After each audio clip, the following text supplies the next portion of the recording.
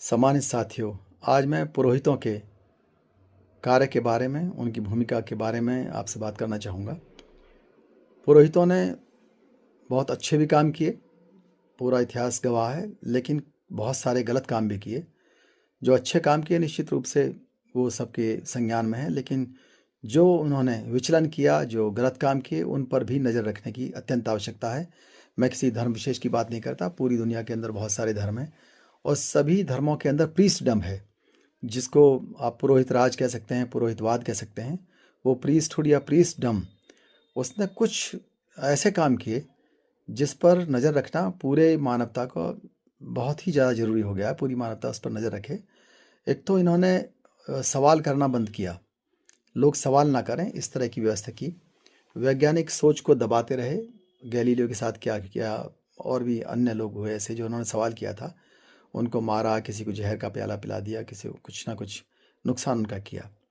उनसे कोई सवाल पूछा भी तो उन्होंने कभी जवाब नहीं दिया। कहानियाँ सुनाई, कहानियाँ गढ़ी, कहानियाँ बताईं, उसी पर तालियां आज भी बजवाना चाहते हैं। महिलाओं का अधिकतर शोषण उसी वजह से हुआ जो पुरोहितों ने चाहा। अपने हिसाब से ही किताबों का, या जिन किताबों को माना गया कि ये किताबें बहुत ही आदर वाली हैं, उनका अपने आप उन्होंने इंटरप्रेशन किया। किसी ने गलत, बहुत कम लोगों ने सही किया।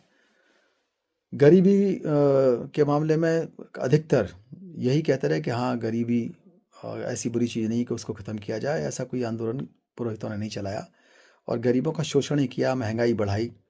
ताकतवर का, पूंजीपति का हमेशा साथ दिया उन्होंने। भ्रष्टाचार का प्रशिक्षण भी दिया और ज़मीनों पर कब्जा किया। जो विवाह की संस्था है उस पर भी कब्जा कर लिया। जो विवाह की संस्था है कि वो हमारे हिसाब से ही विवाह होंगे।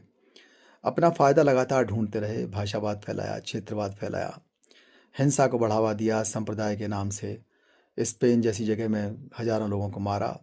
गुलामी को भाग्य के रूप में बदल दिया। गुलामी को बताया कि यह आपका भाग्य है, यही होना था। लोकतंत्र के जहाँ भी आगे बढ़ा उसको दबाने का प्रयास किया।